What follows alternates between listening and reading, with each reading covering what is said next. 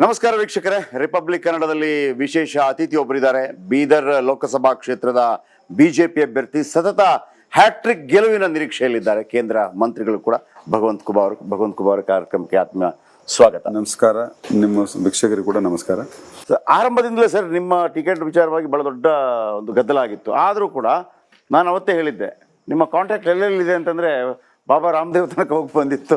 Ticket ನಿಮ್ಮಿಂದ ತಪ್ಪಿಸೋಕೆ ಯಾರಿಗೂ ಆಗಿಲ್ಲ ಅಂತೇಳಿ. ಸೊ ಆ ಒಂದು ಕಾಂಟ್ಯಾಕ್ಟ್ ಹೈಕಮಾಂಡಿಂದ ಹೆಂಗೆ ಇಟ್ಕೊಂಡಿದ್ರಿ? ಆ ಕಾಂಟ್ಯಾಕ್ಟಿಂದ ನಿಮ್ಗೆ ಟಿಕೆಟ್ ಸಿಕ್ತೋ ಅಥವಾ ನಿಮ್ಮ ಬೀದರ್ನ ಅಭಿವೃದ್ಧಿ ಕೆಲಸಗಳಿಗೆ ಹೇಗೆ ಸಿಕ್ತೋ? ನೋಡಿ ಹೆಗ್ಡೆಜಿ, ಭಾರತೀಯ ಜನತಾ ಪಕ್ಷದಲ್ಲಿ ಒಂದು ಟಿಕೆಟ್ ಕೊಡೋದು ಮುಂಚೆ ಒಂದು ಪ್ರಕ್ರಿಯೆ ನಡೀತದೆ. ಆ ಪ್ರಕ್ರಿಯೆಯಲ್ಲಿ ಎಲ್ಲರಿಗೂ ತಮ್ಮದೇ ಆದಂಥ ಅಭಿಪ್ರಾಯಗಳನ್ನು ಹೇಳಿಗೆ ಮುಕ್ತವಾದಂಥ ಯಾವುದಾದ್ರೂ ರಾಜಕೀಯ ಪಕ್ಷ ಇದ್ದರೆ ಭಾರತೀಯ ಜನತಾ ಪಕ್ಷ ಇದೆ. ಅದ್ರ ಪ್ರಕಾರ ಎಲ್ಲರೂ ಯಾರಿಗೆ ಕೊಡಬೇಕು ಕೊಡಬಾರ್ದು ಅನ್ನೋಂಥದ್ದು ಎಲ್ಲ ಪ್ರಕ್ರಿಯೆಯಲ್ಲಿ ಮುಗೀತು. ಆದರೆ ಎಲ್ಲಕ್ಕ ಜಾಸ್ತಿ ಮೀಡಿಯಾದಲ್ಲಿ ಜಾಸ್ತಿ ಹೈಪ್ ಆಯ್ತು ಆ ವಿಷಯ. ಹೀಗಾಗಿ ಅದೊಂದು ಪರ್ಸೆಪ್ಷನ್ ಕ್ರಿಯೇಟ್ ಆಯಿತು. ಆದರೂ ಕೂಡ ಹೈಕಮಾಂಡ್ ಎಲ್ಲ ಆಯಾಮಗಳಲ್ಲಿ ಎಲ್ಲ ಹಂತಗಳಲ್ಲಿ ಒಂದು ಪ್ರಕ್ರಿಯೆಯನ್ನು ಮುಗಿಸಿದ ಮೇಲೆ ಸೂಕ್ತ ಅಭ್ಯರ್ಥಿ ಆಯ್ಕೆ ಆಗುವಂಥ ಅಭ್ಯರ್ಥಿ ಅಂತ ಪರಿಗಣಿಸಿ ಹೈಕಮಾಂಡನೇ ಇದು ನಾನು ಕೊಟ್ಟಿರೋದು. ಹೀಗಾಗಿ ಕಾಂಟ್ರಾಕ್ಟ್ಸ್ಗಿಂತ ಜಾಸ್ತಿ ಕಳೆದ 10 ವರ್ಷದಲ್ಲಿ ಮಾಡಿದಂಥ ಸೇವೆ ಇದೆ. ನಿಮಗೆ ಈಗಲೂ ಕೂಡ ನಿಮ್ಮ ಮನಸ್ಸಲ್ಲಿ ಈಶ್ವರ ಖಂಡ್ರೆ ಅಭ್ಯರ್ಥಿ ಆದರೆ ಒಳ್ಳೇದಿತ್ತ ಅಥವಾ ಅವರ ಮಗ ಅಭ್ಯರ್ಥಿ ಆಗಿರೋದು ಒಳ್ಳೇದು? ನೋಡಿ, ನನಗೆ ಇಬ್ಬರು ತಂದೆ ಮಗ ಯಾರಾದರೂ ನನಗೇನು ವ್ಯತ್ಯಾಸ ಆಗಿಲ್ಲ. ಏನು ಅಷ್ಟು ಕಾನ್ಫಿಡೆನ್ಸ್ ಅಲ್ಲಿ ಹೇಳ್ತೀರಿ? ಕಾನ್ಫಿಡೆನ್ಸ್ ಅಂದರೆ 10 ವರ್ಷ ಕ್ಷೇತ್ರದ ಸೇವೆಯನ್ನು ಮಾಡಿದ್ದೀನಿ. ಆಮೇಲೆ 2 ಚುನಾವಣೆಕ್ಕಿಂತ ಜಾಸ್ತಿ ಈ ಚುನಾವಣೆಯಲ್ಲಿ ಮತದಾರರ ಒಲವು ಮತ್ತು ದೃಢ ಸಂಕಲ್ಪ ಆಳನ್ನು ನಿಶ್ಚಯ ಮಾಡಿಬಿಟ್ಟಿದ್ದಾರೆ. ಮೋದಿಯವರಿಗೆ ಮತ್ತೊಮ್ಮೆ ಈ ದೇಶದ ಪ್ರಧಾನಮಂತ್ರಿ ಮಾಡ್ಬೇಕಂತ. ಉಳಿದಿದ್ದಂಥವು ಎಲ್ಲವೂ ಸಣ್ಣ ಪುಟ್ಟ ಅಂಶಗಳದು. ಹೀಗಾಗಿ ಈ ಕಳೆದ ಟಿಕೆಟ್ ಘೋಷಣೆ ಆದ ನಂತರ ಒಂದು 45 ದಿವಸ ಓಡಾಡ್ತಾ ಇದ್ದೀನಿ. ಜನರು ಎಷ್ಟು ಉತ್ಸಾಹದಲ್ಲಿದೆ. ಒಂದು ಸಾಮಾನ್ಯ ಮನುಷ್ಯ ದೇಶದ ವಿಷಯದಲ್ಲಿ ಚಿಂತನೆ ಮಾಡ್ತಿದ್ದಾನೆ. ನಾನು ಸುರಕ್ಷಿತ ಇರಬೇಕಾದ್ರೆ ದೇಶ ಸುರಕ್ಷಿತ ಇರಬೇಕು, ಮೋದಿಯವರೇ ಪ್ರಧಾನಮಂತ್ರಿ ಆಗ್ಬೇಕು ಅನ್ನುವಂಥದ್ದು. ಇದು ಒಂದು ಬಹಳಷ್ಟು ಒಂದು ಪಾಸಿಟಿವಿಟಿ ನಾನು ನೋಡ್ತೇನೆ. ಬಿಜೆಪಿಯ ಕೆಲವು ಕಾರ್ಯಕರ್ತರನ್ನು ಕೂಡ ನಾನು ಮಾತಾಡಿಸಿದೆ. ಯಾರು ಬೆಸ್ಟ್ ನಿಮಗೆ? ಈಶ್ವರ ಖಂಡ್ರೆ ಅವರು ನಿಲ್ಬೇಕಿತ್ತ, ಅವ್ರ ಮಗ ನಿಲ್ಬೇಕಿತ್ತ ಇವರ ವಿರುದ್ಧ ಅಂತೇಳಿ. ಅದಕ್ಕೆ ಅವರಿಂದ ಮಾತು ಬಂತು, ಅಪ್ಪರನ್ನೇ ಸೋಲಿಸಿದ್ದಾರೆ, ಮಗ ಯಾವ ಲೆಕ್ಕ ಅಂತೇಳಿ. ಸೊ ನೀವು ಹಂಗೆ ತಗೋತೀರಾ ಹೆಂಗೆ ಎಲೆಕ್ಷನ್ ಅನ್ನ? ಅಭ್ಯರ್ಥಿ ಅಂತ ಕಳಿಸ್ತಾ ಇದ್ದೀನಿ. ಹಗುರಾಗಿ ಯಾರು ತಗೊಳ್ಳಿ ಬರಲ್ಲ. ಆದ್ರೂ ನೀವು ಖೂಬಾ ಅವರ ಕೆಲವು ಹೇಳಿಕೆಗಳು ಬಹಳ ವಿವಾದಕ್ಕೆ ಕಾರಣವಾಗುತ್ತೆ. ನೀವು ಅದು ಉದ್ದೇಶಪೂರ್ವಕವಾಗಿ ಹೇಳ್ತೀರೋ ಅಥವಾ ಸಡನ್ ಆಗಿ ಬಂದ್ಬಿಡುತ್ತಾ ಫ್ಲೋದಲ್ಲಿ? ಈ ಅವ್ರ ಮಗನ ಬಗ್ಗೆ ಕೂಡ ಹೇಳಿದ್ರಿ, ಏನು ಸಣ್ಣ ಏನೋ ಒಂದು ಬಹಳ ಅದ್ಭುತವಾದ ಪದ ಬಳಸಿ, ಹೆಣ್ಣು ಕೊಡ್ಬೇಕು ಅಂತಂದ್ರೆ ಹೆಣ್ಣು ಕೊಡ್ಬೇಕು ಅಂತಂದ್ರೆ ಹುಡುಗನ ನೋಡ್ಬೇಕು, ಹುಡುಗನ ಅಪ್ಪನ ನೋಡ್ತಾರೆ ಏನೋ, ಇದು ಹಂಗಾಗಿದೆ ಅಂತ ಹೇಳಿದ್ರಿ. ನಿಜವಾಗ್ಲು ನೋಡಿ, ಜನಪ್ರತಿನಿಧಿ ಅಂತಂದ್ರೆ ಎಷ್ಟು ಮುಖ್ಯ ಇದೆ. ಕೇವಲ ಅವನೇ ಯಾರಿಗೊಬ್ಬರಿಗೆ MLA MP ಮಾಡ್ಲಿಕ್ಕೆ ಅಲ್ಲ. ಇದು ಮತದಾರರ ಒಂದು ಅಭಿವೃದ್ಧಿ ಮತ್ತು ವಿಕಾಸಕ್ಕಾಗಿ ನಡೆಯುವಂತ ಚುನಾವಣೆ ಪ್ರಕ್ರಿಯೆ. ಅದರಲ್ಲಿ ಎಲ್ಲವೂ ರೀತಿ ಸ್ವಲ್ಪ ತನಗೆ ಹಿತವರು ಯಾರು ಅನ್ನುವಂತರ ನಾನು ನೋಡಿ ಮತದಾನವನ್ನು ಮಾಡ್ಬೇಕಾಗ್ತದೆ. ಹೀಗಾಗಿ ನಾವು ಒಂದು ಹೆಣ್ಣು ಕೂಡ ಕಾಲಕ್ಕೆ ಅವ್ರ ಮನೆತನ ನೋಡ್ತೀವಿ, ತಂದೆ ತಾಯಿಯನ್ನ ನೋಡ್ತೀವಿ, ಮಗನನ್ನು ಕೊಡ್ತೀವಿ. ಈಗ ಇವು ಮೂರಲ್ಲಿ ಯಾವ್ದಾರ ಒಂದು ಹೊಂದಾಣಿಕೆ ಆಗ್ಲಿಲ್ಲ ಅಂದ್ರೆ ನಾವು ಕೊಡುದಿಲ್ಲ. ಹಾಗೆ ಇಲ್ಲಿ ರಾಷ್ಟ್ರೀಯ ಪಕ್ಷಗಳದ, ಆ ಪಕ್ಷಗಳ ತತ್ವ ಸಿದ್ಧಾಂತಗಳೇನು, ಮತ್ತೆ ಆ ಪಕ್ಷಕ್ಕೆ ನೇತೃತ್ವ ಯಾರು, ಮತ್ತೆ ಅಭ್ಯರ್ಥಿ ಅಂದಾಗ ಕ್ಯಾಂಡಿಡೇಟ್ ಯಾರು, ಮಗ ಅಂದಾಗ ಈ ರೀತಿ ಈ ಕಂಟೆಸ್ಟ್ ನಲ್ಲಿ ಹೇಳಿದ್ದೆ ನಾನು. ಈಗ ನಿಮ್ಮ ಹತ್ರ ನಾನೇ ಒಬ್ಬ ಕೇಳಿದ್ರೆ, ಒಂದು ಔಟ್ಸೈಡರ್ ಆಗಿ ಬಂದು ಕೇಳಿದ್ರೆ, ಖೂಬಾ ಅವರೇ ನೀವು ಬೀದರ್ಗೆ ಮಾಡಿದಂಥ 3 ಅತ್ಯದ್ಭುತ ಕೆಲಸ ಹೇಳ್ರಿ ಅಂದ್ರೆ ಏನು ಹೇಳ್ತೀರಿ? ಒಂದು, ನರೇಂದ್ರ ಮೋದಿ ಅವರ ಸರ್ಕಾರದ ಸಾಮಾಜಿಕ ಸುರಕ್ಷತೆ ಯೋಜನೆಗಳು 100% ನಾನು ಇಂಪ್ಲಿಮೆಂಟೇಷನ್ ಮಾಡಿದ್ದೀನಿ. ಮತ್ತು ಮೂಲಭೂತ ಸೌಕರ್ಯಗಳು ಕಳೆದ ಸ್ವಾತಂತ್ರ್ಯದ ನಂತರ 65 ವರ್ಷಗಳ ಕಾಲ ಬೀದರ ಅಂತಾರಾಷ್ಟ್ರೀಯ ಸ್ತರದ ಮೂಲಭೂತ ಸೌಕರ್ಯಗಳನ್ನ ಸಂಪೂರ್ಣವಾಗಿ ವಂಚಿತರಾಗಿತ್ತು. ಇವಾಗ ಮತ್ತೆ 10 ವರ್ಷದ ಹಿಂದೆ ಬೀದರ್ ಜಿಲ್ಲೆ ಹಿಂದುಳಿದಂತ ಜಿಲ್ಲೆ ಅನ್ನುವಂತ ಹಣೆಪಟ್ಟಿತ್ತು. ಈಗ ನಾನು ಧೈರ್ಯದಿಂದ ಹೇಳ್ತೀನಿ ಮತ್ತು ಪ್ರಾಮಾಣಿಕತೆಯಿಂದ ಹೇಳ್ತೀನಿ, ಕಳೆದ 10 ವರ್ಷದಲ್ಲಿ ಮಾಡಿದಂತ ಅಭೂತಪೂರ್ವದಂತ ಸಾಧನೆಗಳಲ್ಲಿ ಒಂದು ರಾಷ್ಟ್ರೀಯ ಹೆದ್ದಾರಿಗಳು, ಸುಮಾರು 12 ರಾಷ್ಟ್ರೀಯ ಹೆದ್ದಾರಿಗಳು ಮಾಡಿದ್ದೀನಿ. 13 ಹೊಸ ರೈಲ್ವೆಗಳನ್ನ ಪ್ರಾರಂಭ ಮಾಡಿದ್ದೀನಿ, ವಿಮಾನಯನ್ನ ಪ್ರಾರಂಭ ಮಾಡಿದ್ದೀನಿ. ಆಮೇಲೆ 13,000 ಕೋಟಿ ಹೂಡಿಕೆಯ ಸೋಲಾರ್ ಪಾರ್ಕನ್ನು ಮಾಡಿಸಿದ್ದೀನಿ. ಆಮೇಲೆ ಪಾಸ್ಪೋರ್ಟ್ ಸೇವಾ ಕೇಂದ್ರ ಆಗಿರ್ಬೋದು, ಆಮೇಲೆ ಸಿಪೆಟ್ ಆಗಿರ್ಬೋದು, ಹೀಗೆಲ್ಲ ಮಾಡಿದ್ರಿಂದ ಇವತ್ತು ಜನ ಏನಾಗ್ತಿದೆ, ಬೀದರ್ ಜಿಲ್ಲೆ ಹಿಂದುಳಿದಿದ್ದಂತ ಅಲ್ಲ, ಬೀದರ ಜಿಲ್ಲೆ ವೇಗವಾಗಿ ಅಭಿವೃದ್ಧಿ ಹೊಂದುವಂತ ಜಿಲ್ಲೆ ಅಂತಿದೆ. ನನ್ನ ಆಶೆ ಇದೆ, ಮತ್ತೊಮ್ಮೆ ಜನರ ಮತದಾನದ ಮೂಲಕ ಆಶೀರ್ವಾದವನ್ನು ಪಡೆದು ಮುಂದಿನ 5 ವರ್ಷಗಳಲ್ಲಿ ಬೀದರ್ ಜಿಲ್ಲೆ ಕರ್ನಾಟಕದ ಅಭಿವೃದ್ಧಿ ಹೊಂದಿದಂತ ಜಿಲ್ಲೆಗಳ ಪಟ್ಟಿಯಲ್ಲಿ ನನ್ನ ಜಿಲ್ಲೆ ಸೇರಿಸಬೇಕು. ಇದು ನನ್ನ ಕನಸು. ಇದು ಬಹಳ ಮುಖ್ಯವಾಗಿ ನಿಮ್ಮ ಮೇಲೆ ಒಂದು ಆರೋಪ ಕೇಳಿ ಬಂದಿತ್ತು, ಸಕ್ಕರೆ ಕಾರ್ಖಾನೆ ಮುಚ್ಚಿದ ಕಾರಣಕ್ಕಾಗಿ ತುಂಬಾ ಜನರಿಗೆ ತೊಂದರೆ ಆಗಿದೆ ಅಂತೇಳಿ. ಅಲ್ಲೂ ನಾವು ಕೇಳಿದ್ವಿ, ಯಾರ ಕಾರಣಕ್ಕೆ ಒಂದು ಸ್ಪಷ್ಟೀಕರಣ ಕೊಡಿ. ಆಸ್ ಎ ನೋಡಿ, ನಾನು ಒಂದು ಸಹಕಾರ ಕ್ಷೇತ್ರದಲ್ಲಿ ಇಲ್ಲಿಯವರೆಗೆ ನಾನು ಯಾವುದು ನೇರವಾಗಿ ಹಸ್ತಕ್ಷೇಪ ಇಲ್ಲ. ಮತ್ತೆ ಯಾವ ಫ್ಯಾಕ್ಟ್ರಿ BSSK ನಾವು ಮಾತಾಡ್ತೀವೋ ಅದನ್ನ ಅನೇಕ ವರ್ಷಗಳ ಕಾಲ ಈ ಈಶ್ವರ್ ಖಂಡ್ರೆ ಅವರ ಪರಿವಾರದವರೇ ಅದಕ್ಕೆ ಅಧ್ಯಕ್ಷರಾಗಿದ್ದರು. ಅವರು ಅದಕ್ಕೆ ಎಷ್ಟು ಕೆಡಿಸಬೇಕು ಕೆಡಿಸಿದ್ರು. ಆಮೇಲೆ ನಮ್ಮವ್ರು ಬಂದು ಆಗಿದ್ರು, ಅವ್ರಲಿಂದ ಅದನ್ನ ಹಾಯ್ಲಿಲ್ಲ ಅಷ್ಟೇ.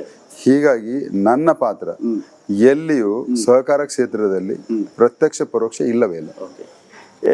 ಕಾರಂಜ ಸಂತ್ರಸ್ತರ ಬಗ್ಗೆ 2.5 ವರ್ಷಗಳ ಕಾಲ ನಿರಂತರ ಹೋರಾಟಗಳಾಯಿತು. 10 ವರ್ಷಗಳಿಂದ ನೀವು ಕೂಡ ಇದ್ರಿ.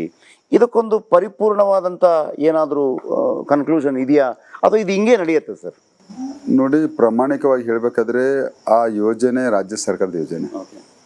ರಾಜ್ಯ ಸರ್ಕಾರ ಯೋಜನೆ ಪರಿಹಾರ ಕೊಡಬೇಕಾದ್ರೆ ಸುಮಾರು 1000 ಕೋಟಿ ಬೇಡಿಕೆ ಇದೆ. ಹೀಗಾಗಿ ಯಾವುದೇ ಸರ್ಕಾರಗಳು ಬಂದಿದ್ರು ಕೂಡ ಅದನ್ನ ರೈತರ ಬೇಡಿಕೆ ಈಡೇರಿಸುವ ಹಂತಕ್ಕೆ ತಲುಪ್ತಾ ಇಲ್ಲ. ಹೀಗಾಗಿ ಇದರಲ್ಲಿ ಕೇಂದ್ರ ಸರ್ಕಾರದ ಪಾತ್ರ ಇಲ್ಲವೇ ಇಲ್ಲ. ಆ ಯೋಜನೆ ಇರೋದಕ್ಕೆ ರಾಜ್ಯ ಸರ್ಕಾರ. ಹೀಗಾಗಿ ಇದನ್ನ ಇತ್ಯರ್ಥ ಮಾಡಬೇಕಾಗಿದ್ದು ರಾಜ್ಯ ಸರ್ಕಾರ. ಅದನ್ನ ಈಗ ಉಸ್ತುವಾರಿ ಮಂತ್ರಿಗಳು ಈಶ್ವರ್ ಖಂಡ್ರೆ ಇದ್ದಾರೆ. ಅವರು ವಿರೋಧ ಪಕ್ಷದಾಗಿದ್ದಾಗೆ ಅನೇಕ ಬಾರಿ ಈ ಹೇಳಿಕೆಗಳನ್ನು ಕೊಟ್ಟಿದ್ದಾರೆ, ವಿಧಾನಸೌಧದಲ್ಲಿ ಚರ್ಚೆಗಳನ್ನು ಮಾಡಿದ್ದಾರೆ, ರೈತರಿಗೆ ಹೋಗಿ ಸಾಂತ್ವನ ಹೇಳಿದ್ದಾರೆ. ಇವಾಗ ನೀವೇ ಅಧಿಕಾರದಲ್ಲಿದ್ರಿ, ದಯಮಾಡಿ ಮಾಡಿಸಿಕೊಡಿ, ನಾವು ನಿಮ್ಗೆ ಸಪೋರ್ಟ್ ಮಾಡ್ತೀವಿ. ಒಬ್ರು ಕೇಂದ್ರ ಸಚಿವರು, 2 ಸಚಿವರು ಸ್ಟೇಟ್ ಸಚಿವರು ಇದ್ದಾರೆ. ಹೆಂಗಿರ್ಬೋದು ಫೈಟು? ಕಳೆದ ಬಾರಿ 1,16,782 ಸಮಥಿಂಗ್. ನೋಡಿ, ಕಳೆದ ಬಾರಿ 3 ಸಚಿವರಿದ್ರು. ಆಮೇಲೆ ಅವ್ರ ನಾಮಿನೇಷನ್ಗೆ ಮುಖ್ಯಮಂತ್ರಿಗಳು 18 ಕ್ಯಾಬಿನೆಟ್ ಸಚಿವರ ದಂಡ ಬಂದಿತ್ತು. ಈ ಸರಿ ಅದಕ್ಕಿಂತನೂ ಈಸಿ ಇದೆ. ಕಾಂಗ್ರೆಸ್ ತಮ್ಮ ಗ್ಯಾರಂಟಿಗಳ ಮೇಲೆ ನಂಬ್ಕೊಂಡಿದೆಯೋ, ಈ ಲೋಕಸಭಾ ಚುನಾವಣೆಯಲ್ಲಿ ಆ ಗ್ಯಾರಂಟಿಗಳು ಠುಸ್ ಆಗಿ ಅವರಿಗೆ ಈಗಾಗಲೇ ತಿರುಗೇಟು ಕೊಟ್ಟಿದೆ ಅನೇಕ ಬಾರಿ.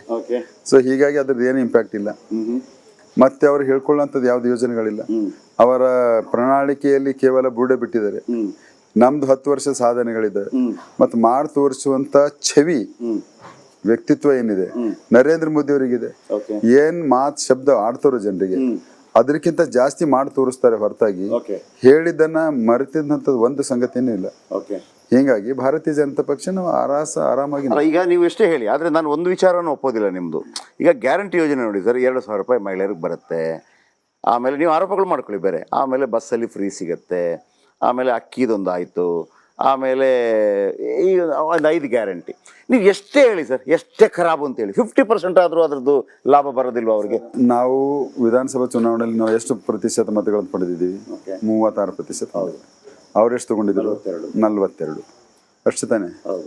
ಮತ್ತ ಜನರು ಇವತ್ತು ನನ್ನ ಜಿಲ್ಲೆ ಉದಾಹರಣೆ ಹೇಳ್ತೀನಿ. ದೇಶದ ಚುನಾವಣೆ ಬಂದಾಗ ರಾಷ್ಟ್ರೀಯ ವಿಚಾರಗಳನ್ನ ಮಾಡಿ ಮತವನ್ನ ಮಾಡುತ್ತಾ ಇದ್ದಾರೆ. ಆವಾಗ ಈ ಗ್ಯಾರಂಟಿಗಳಿಗೆ ಪ್ರಿಯಾರಿಟಿ ಆಟೋಮೆಟಿಕ್ಲಿ ಕಡಿಮೆ ಆಗುತ್ತೆ. ಒಂದು ನಿಮ್ಗೆ ಉದಾಹರಣೆ ಹೇಳ್ತೀನಿ, ಬೆಸ್ಟ್ ಉದಾಹರಣೆ. ನಾನು ಒಂದು 15 ದಿವಸ ಕೆಳಗಡೆ ಆಳಂದ ಪ್ರವಾಸದಲ್ಲಿ ಹೋಗ್ತಾ ಇದ್ದಾಗ ನನ್ನ ಪಕ್ಷದ ಝಂಡಕ್ಕೆ ನೋಡಿ ಒಬ್ಬ ರೈತ ಓಡಿ ಬಂದ, ಕೈ ನಿಲ್ಲಿಸ್ದ.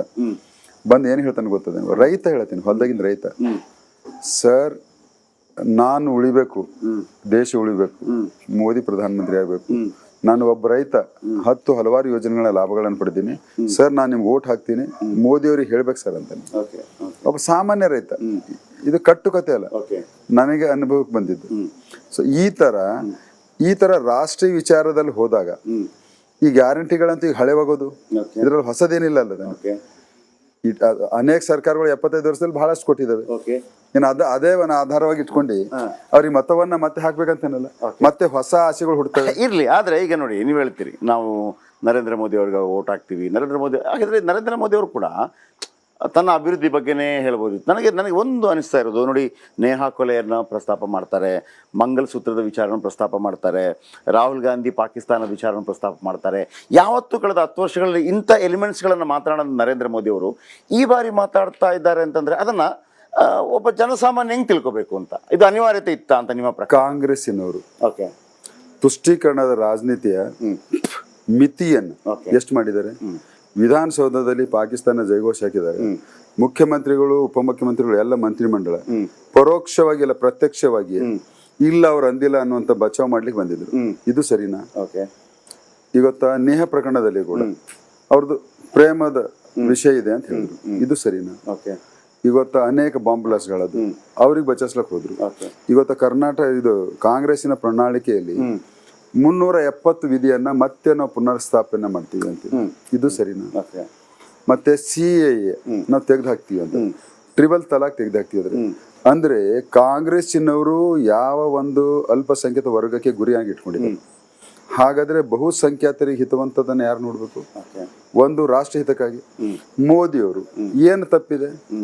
ಒಂದು ಜಿಹಾದಿ ಎಲಿಮೆಂಟ್ ಅನ್ನ ಒಂದು ನಿಹಾನ ಒಂದು ಕೊಲೆ ಮಾಡಿದಾಗ ಪ್ರಧಾನಮಂತ್ರಿಯಾಗಿ ಹೇಳ್ಬೇಕಂತ ಸಂದರ್ಭ ಬಂದಾಗ ಸೂಕ್ತ ಅನಿಸಿದಾಗ ಹೇಳಲೇಬೇಕು. ದೇಶ ಕೇವಲ ಯಾವುದೋ ಗ್ಯಾರಂಟಿಗಳನ್ನ ಕೊಟ್ಟು ಹೊಟ್ಟಿ ತುಂಬಿಸೋದಲ್ಲ, ಒಂದು ಮಾನಸಿಕವಾಗಿ ಪ್ರತಿಯೊಬ್ಬ ನಾಗರಿಕನಿಗೆ ಸ್ವಾವಲಂಬದ ಮತ್ತು ಸ್ವಾಭಿಮಾನದ ಬದುಕನ್ನು ಕೊಡಬೇಕು. ನಮ್ಮ ಭಾರತದ ಸಂಸ್ಕೃತಿ ಮತ್ತು ಪರಂಪರೆಯನ್ನ ಇಡೀ ವಿಶ್ವಕ್ಕೆ ಮಾದರಿಯಾಗಿದೆ, ಅದನ್ನ ಮರೆಯುವಂತದಿಲ್ಲ. ಅದರಲ್ಲೇ ಕೂಡ ತಗೊಳ್ಬೇಕು. ಅಂದಾಗ ಮಾತ್ರ ಮನುಷ್ಯರ ತನ್ನ ಪ್ರತಿಯೊಬ್ಬ ನಾಗರಿಕನ ಜನಜೀವನದಲ್ಲಿ ಆಸೆ ಆಕಾಂಕ್ಷೆಗಳಿಗೆ ಹುಟ್ಟುತ್ತವೆ. ಆಸೆ ಆಕಾಂಕ್ಷೆಗಳಿಗೆ ಹುಟ್ಟಿದಾಗ ಆ ವ್ಯಕ್ತಿ ಏನಾದ್ರೂ ಪರಿಶ್ರಮವನ್ನು ಹಾಕಿ ನಾನು ಕೂಡ ಎಲ್ಲರಂತೆ ಗೌರವದಿಂದ ಬದುಕ್ಬೇಕಂತಾನೆ.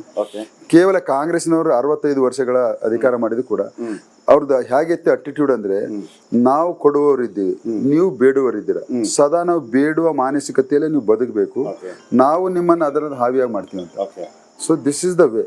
ಇದು ವ್ಯತ್ಯಾಸ ಇದೆ ನರೇಂದ್ರ ಮೋದಿ. ನನಗೆ ಬಹಳ ಆಶ್ಚರ್ಯ ಆಗ್ತಿರೋದು, ಈ ನಿಮ್ಮಲ್ಲೇ ನಾಯಕರಿದ್ರಲ್ಲ ಕೆಲವರೆಲ್ಲ, ಕುಬಾ ಅವರಿಗೆ ಟಿಕೆಟ್ ಕೊಡಬೇಡಿ ಅಂತ ಹೇಳಿದಂಥವ್ರು, ಹೆಂಗೆ ಅವರನ್ನೆಲ್ಲ ಮ್ಯಾನೇಜ್ ಮಾಡಿದ್ರಿ? ಏನು ಮುಲಾಮು, ಏನು ಮಂತ್ರದಂಡ ನಿಮ್ಮ ಹತ್ರ ಇದೆ? ಮುಲಾಮಿ ಏನಲ್ಲ ಹೆಗಡೆಜಿ, ಭಾರತೀಯ ಜನತಾ ಪಕ್ಷದ ವ್ಯವಸ್ಥೆ ಇದೆ.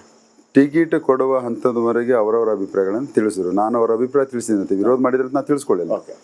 ಅಭಿಪ್ರಾಯ ಮುಕ್ತವಾಗಿ ಕೊಟ್ಟಿದ್ದಾರೆ. ಈಗ ಸಿಕ್ತು, ಅವ್ರ ಕನ್ಕ್ಲೂಷನ್ ಬಂದ್ರು, ಆಯ್ತಪ್ಪ ಪಕ್ಷ ನಿರ್ಣಯ ತಗೊಂಡಿದೆ, ಈಗ ನಿರ್ಣಯ ತಕ್ಕಂತೆ ನಾವು ಕೆಲಸ ಮಾಡಬೇಕು. ನೇರವಾಗಿ ಇದನ್ನ ಹೇಳ್ಕೊಂಡು ಕೆಲಸ ಮಾಡ್ತಾ ಇದ್ದಾರೆ, ಮತ್ತೇನು ಇಲ್ಲ. ಮತ್ತೊಂದು ಕಡೆ ಈಗ ನೀವ್ ಹೇಳ್ತೀರಿ ನಿಮ್ಮಲ್ಲಿ ಏನು ಪ್ರಾಬ್ಲಮ್ ಇಲ್ಲ, ಎಲ್ಲ ಸರಿಯಾಗಿದೆ ಅಂತ ಹೇಳಿ. ಹಾಗಿದ್ರೆ ಕಾಂಗ್ರೆಸ್ ನಲ್ಲಿ ರಾಜಶೇಖರ್ ಪಾಟೀಲ್ ಉಮ್ನಾಬಾದ್ ಇನ್ನೊಬ್ರು ಅವ್ರದ್ದೇನಾದ್ರು ಆಂತರಿಕ ಪ್ರಾಬ್ಲಮ್ ಆಗ್ಬೋದಾ ಅವರಿಗೆ? ಖಂಡಿತವಾಗಿಯೂ ಇದೆ. ನಮ್ಮಲ್ಲಿ ಕೇಡ್ರೆ ಬೇಸ್ಡ್ ಇದೆ. ಅವ್ರ ಹತ್ರ ಕೇಡ್ರಲ್ಲ, ವ್ಯಕ್ತಿ ಸೆಂಟ್ರಿಕ್ ಇದೆ, ವ್ಯಕ್ತಿ ಸೆಂಟ್ರಿಕ್ ಇದೆ. ಹೀಗಾಗಿ ನಮ್ಮಲ್ಲಿ ಒಂದು ವೇಳೆ ಲೀಡರ್ ಏನಾದ್ರೂ ವ್ಯತ್ಯಾಸ ಮಾಡ್ಲಿಕ್ಕೆ ಹೋದ್ರೆ ಕೇಡ್ರ ಕಡಿಯಾಗಿ ನಿಂತ್ಕೊಳ್ತದೆ.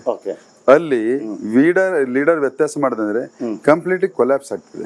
ಸೊ ಹೀಗಾಗಿ ಅದರಿಂದ ಎಫೆಕ್ಟ್ ಆಗ್ತದೆ ಕಾಂಗ್ರೆಸ್. ನೀವು ಆಸ್ ಎ ಸಂಸದರಾಗಿ ಮತ್ತು ಮಿನಿಸ್ಟರ್ ಆಗಿ, ಸಂಸದರಾಗಿ ಒಂದು ಹೆಜ್ಜೆ ಮುಂದೆ ಹೋಗಿ ಮಿನಿಸ್ಟರ್ ಆಗಿ ಕ್ಷೇತ್ರದ ಜನತೆಗೆ ಮತ್ತು ರಾಷ್ಟ್ರದ ಜನತೆಗೆ ನೀವು ಕೊಟ್ಟ ಕೊಡುಗೆ ಏನು?